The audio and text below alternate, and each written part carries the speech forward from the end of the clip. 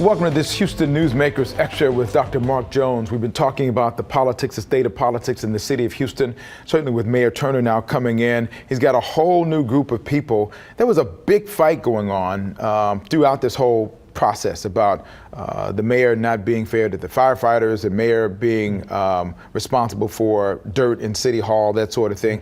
Now that the election's over, does any of that carry over, do you think, based upon all the money that was spent by Tony Buzbee making this a part of the landscape?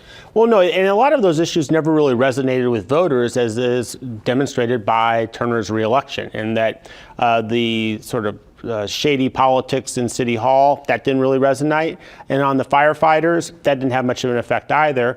And also, it's given that the firefighters are in a somewhat weakened position and that they supported all of Turner's opponents and they lost, they're probably going to have to come to the mayor hat in hand and try to cut some type of deal to resolve this issue and move forward, although they're very upset about the move from 4 shifts to 3 shifts. And I don't know if they're ever going to be able to reconcile themselves with the mayor, but really the mayor is one, and it's really incumbent now on the firefighters to come and try to work a deal with the mayor. That does say something, doesn't it, in terms of when you make a political choice as a unit like that, there are consequences or advantages, but in this case, a consequence. Right, and especially they supported Dwight Boykins in the first round very strongly, and he won about 6% of the vote. And that, I think one of the things that was really paramount and evident in this election was that the firefighters were well liked, are not an electoral juggernaut. They're not a major electoral force. They don't have much of an impact. And I think they, as well as many others, read too much into their Proposition B victory. That wasn't due to firefighters'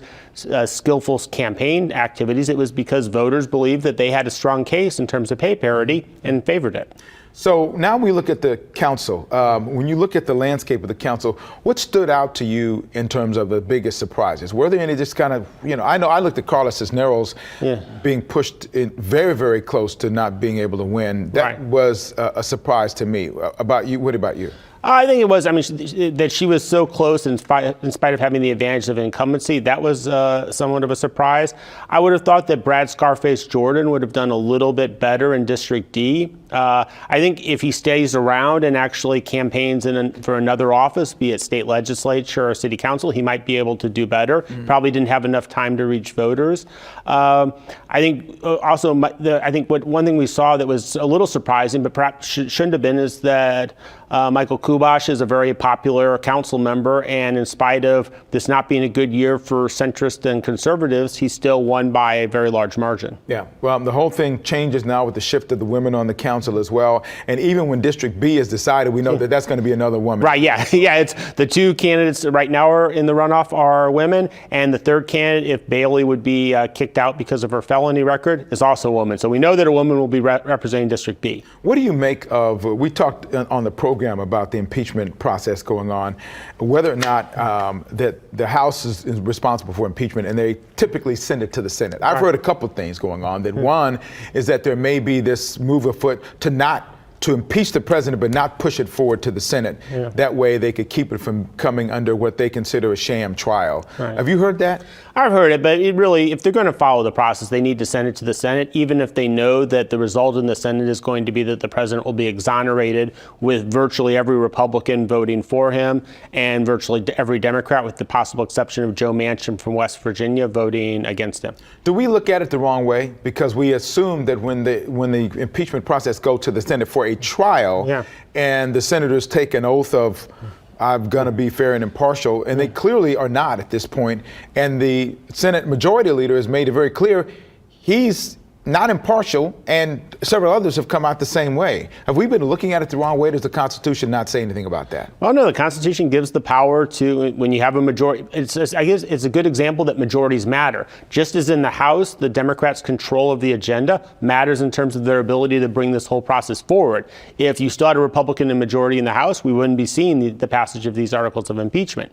On the other hand, in the Senate, Republicans still have a majority, so the rules say that Mitch McConnell can decide how things proceed, and they're going to use those rules to their advantage to protect the president and ensure that they get as close to a unified Republican vote to exonerate him. Anything in polling or any other data that indicates that Democrats who might be in districts that the president won.